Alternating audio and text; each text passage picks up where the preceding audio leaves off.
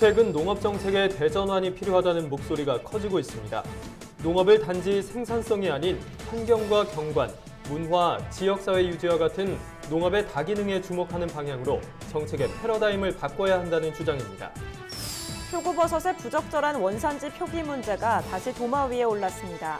중국산 배지를 수입해서 생산한 표고버섯의 원산지가 국내산으로 표기돼 국산 배지만 고집해온 표고버섯 농가가 피해를 보고 있다는 지적입니다.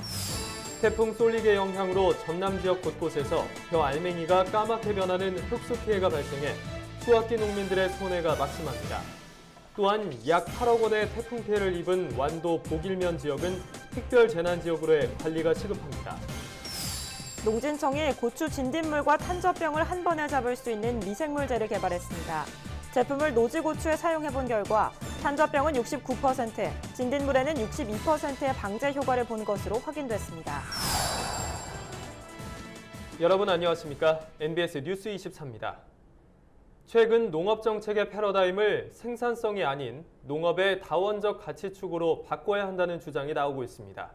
학계와 농민단체에서 잇따라 제기되고 있는데요. 농업정책 패러다임 전환의 의미와 방향, 김인경 기자가 알려드립니다. 경영자형 농업에서 농민농업으로 농정의 틀을 다시 짜야 한다. 최근 열린 농정연구센터 심포지엄에서 학계 관계자들이 입을 모은 제안입니다. 경영자형 농업은 시장에서 이윤을 극대화하기 위해 생산을 전문화하고 규모를 확대하는 생산주의 농업을 말합니다. 반면 농민농업은 농민이 스스로 통제할 수 있는 자원을 기반으로 자연과 지역사회와의 연결을 중시하는 농업입니다. 농정연구센터는 그동안 30년 가까이 이어져 온 생산주의 농정이 농업과 농민을 총체적 위기에 빠뜨렸다고 지적합니다. 농민들을 경영자의 길로 내몰면서 결국 대농 위주의 집약 생산과 농가 소득 양극화, 농가 인구 고령화가 심화됐다는 얘기입니다. 앞으로는 환경과 경관, 문화, 지역사회 유지와 같은 농업의 다기능에 주목하는 방향으로 정책의 패러다임을 바꿔야 한다고 이들은 주장합니다. 전문가들은 농업 예산의 비중 또한 생산성보다는 지역사회를 중시하는 쪽에 무게가 실려야 한다고 조언했습니다. 농민단체들도 학계의 지적에 한 목소리를 내고 있습니다.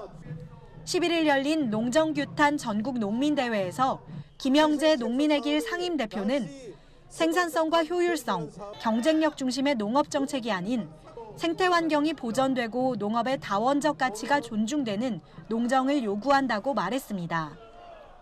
MBS 뉴스 김인경입니다.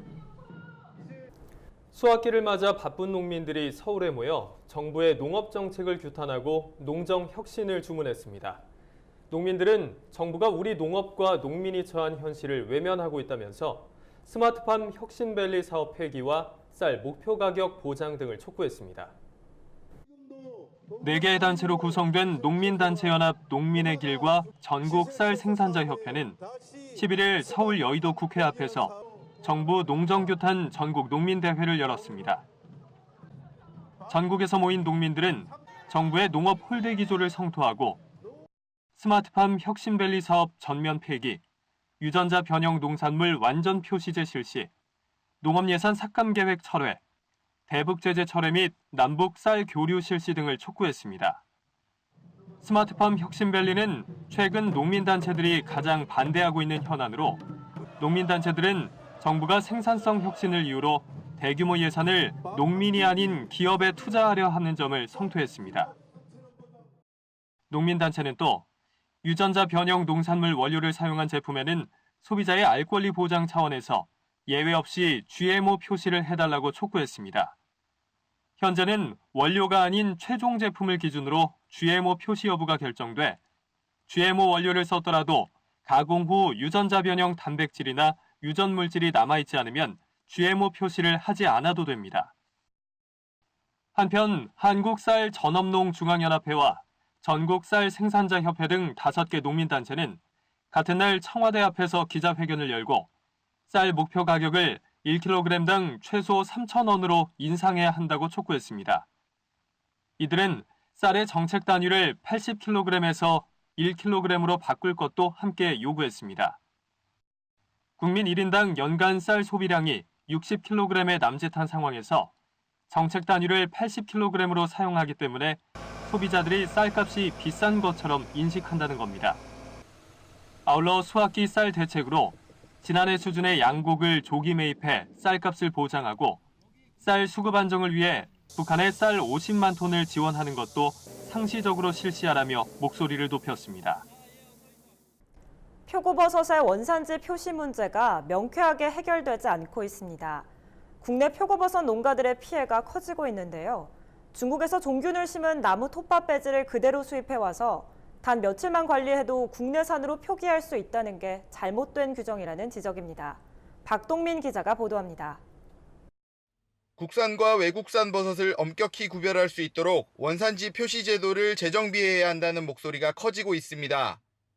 지난해 7월 1일부터 외국산 표고버섯의 원산지만 표시하던 것에서 종균 접종 배양구까지 병기하도록 관련 규정이 바뀌었지만 국산 배지 농가들은 여전히 미봉책에 불과하다는 지적입니다. 중국산 배지에 접종한 표고를 120일 정도 숙성한 후 국내에 들여온 뒤 10일에서 20일 정도만 관리하면 국내산으로 표기된 표고버섯을 출하할 수 있는 상황.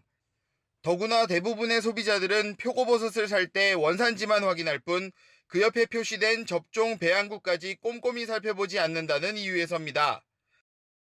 지금 원산지 표시표를 보면은 배양국 중국, 생산국 국내산 이렇게 표기를 합니다. 그러면 소비자가 이것이 중국에서 만들어왔는지 한국에서 만들었는지 구분이 잘 안 가고 우리나라에서 수입된 원물하고 섞여서 팔아서 소비자를 우롱하는 그런 확률이 무지개 높습니다. 이 때문인지 배지 수입량은 2015년 35,089톤, 2016년 43,225톤, 2017년 49,981톤으로 이미 4만 톤을 뛰어넘었습니다. 하지만 주무기관인 산림청은 이에 대해 뚜렷한 답변을 내놓지 못하고 있습니다. 원산지를 중국으로 표기하려면 관세통계 통합품목 분류표, 즉 HS 코드에서 배지 코드를 신설하거나 배지가 버섯으로 분류돼 종균이 아닌 작물체로 인정받아야 하지만 국제적으로 모든 국가가 동일한 HS 코드를 사용하는 상황에서 한국의 요구만으로 이를 조정하기는 어렵다는 입장입니다.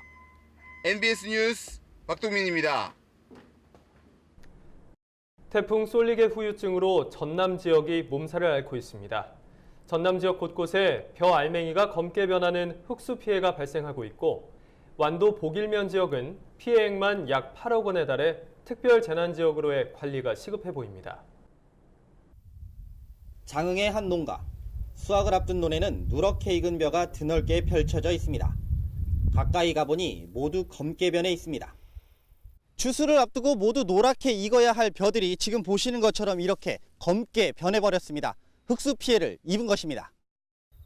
올해 풍년을 기대했던 농민들은 말 그대로 망연자실합니다. 볼라변 때는 완전히 전체적으로 수확 하나도 거둬들이지 못하고 그냥 벼알까지 같이 말아본 때가 있었습니다. 좀 속이 안 좋은 건 사실입니다. 자연 피해다 보니까 보상이나 이런 게 좀 농민이 살 수 있게끔 부채를 좀 현재까지 집계된 피해 상황은 보성이 1,200헥타르로 가장 많았고 장흥과 진도가 1,100헥타르, 고흥 1,000헥타르 등 전남 지역 8,300헥타르의 논에서 흑수 현상이 발생했습니다. 피해는 바다와 인접한 전남 서남해안 지역에서 주로 나타났습니다. 흑수 피해는 세균에 감염된 벼가 새까맣게 변하는 현상입니다. 흑수 피해를 본 벼는 수확량이 20에서 30%, 심하면 절반가량 줄어듭니다. 심지어 쌀의 품질도 떨어져 제값에 판매도 힘듭니다. 도는 지난달 제19호 태풍 솔릭과 집중호우가 몰고 온 강풍과 비로 인해 벼에 상처를 입혀 세균에 감염된 것으로 파악하고 있습니다. 전남도와 해당 지자체들은 대책을 마련하기 위해 피해 조사를 진행 중입니다.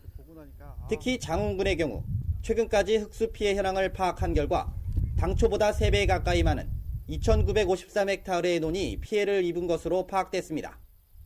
하지만 흑수 피해가 계속 진행되고 있어 피해 면적은 더욱 커질 것으로 보입니다. 현재 저희 피해로 봤을 때는 이제 이 필지당 농약대 지원 정도 되고 있고요. 심각한 저희 제도상 문제가 이 전체 면적, 경작 면적으로 하다 보니까 그 생계 지원비나 이런 게 안 되는 경우가 너무 많습니다. 농업인들 아픔을 좀 보상해 줄 수 있는 방법 강구해 보려고 노력하고 있습니다. 수확을 앞두고 풍년을 기대했던 농민들.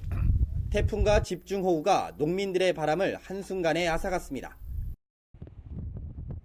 제19호 태풍 솔릭으로 인한 전남 지역 피해액이 66억 원으로 최종 확정됐습니다.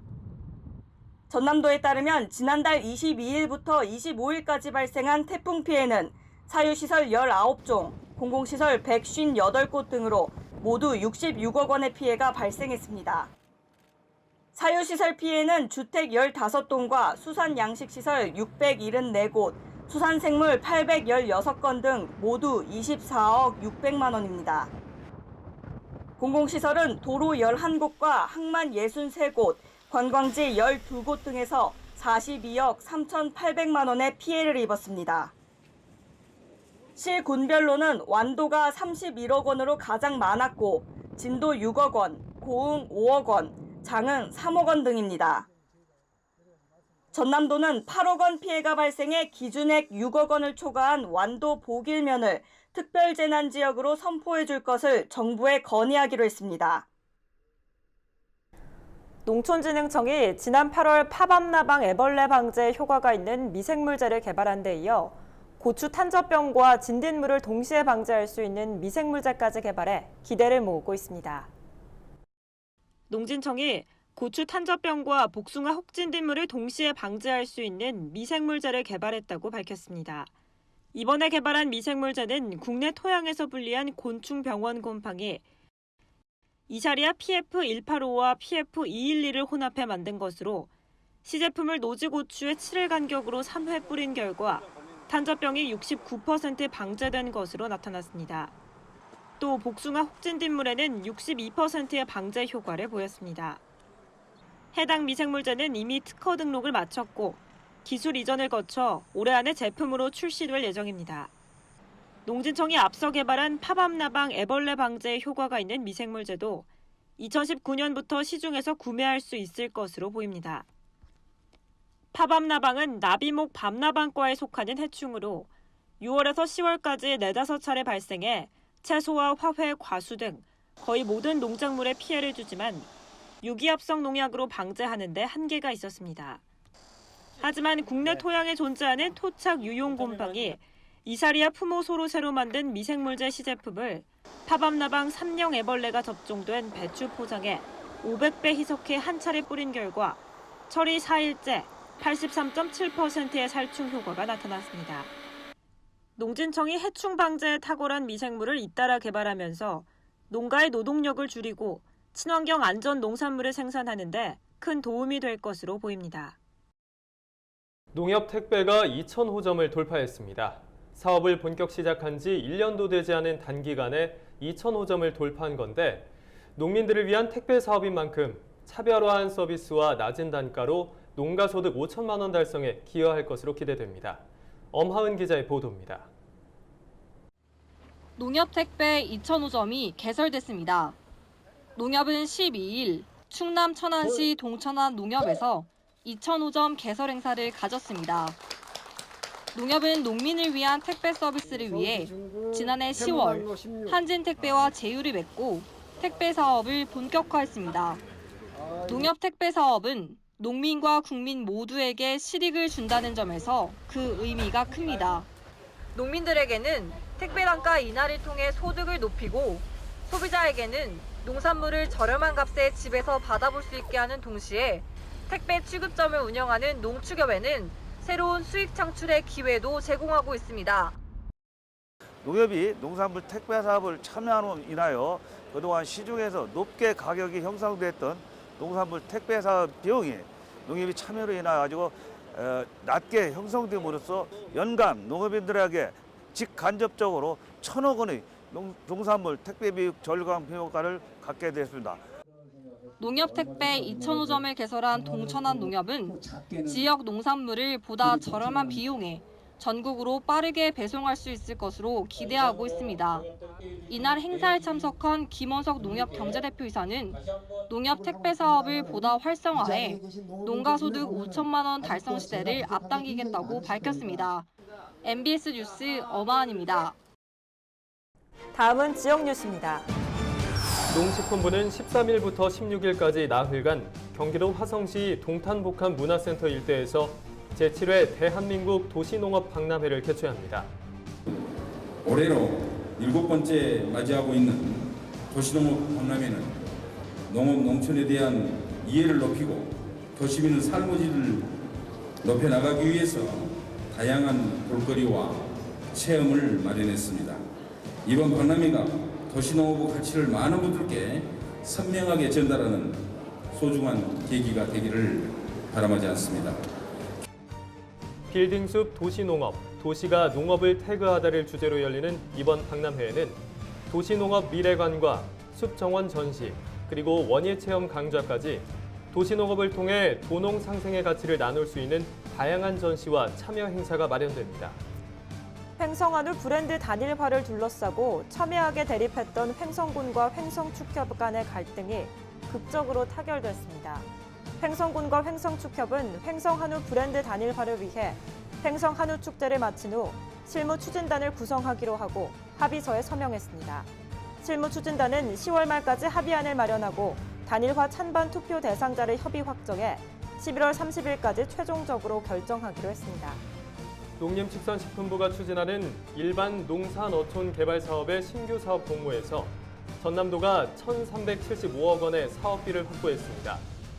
도는 농촌 공간의 효율적, 입체적 개발을 진행해 농촌 지역 어디서든 기초생활 서비스를 보장하고 농촌의 삶의 질을 개선할 수 있도록 할 계획입니다. 충남도가 야외 활동이 많은 9월과 10월 식중독 발생 우려가 높다며 주의를 당부했습니다. 가을철 식중독의 경우 지역 축제와 체육 행사 등 야외 활동으로 인해 도시락을 자주 먹게 돼 식중독균 노출 가능성이 높아집니다. 식중독을 예방하기 위해서는 손을 깨끗이 씻고 음식물을 충분히 익혀 먹으며 물을 끓여 마시는 것이 좋습니다. 저희가 준비한 소식은 여기까지입니다. NBS 뉴스 24 마칩니다. 함께해 주신 여러분 고맙습니다.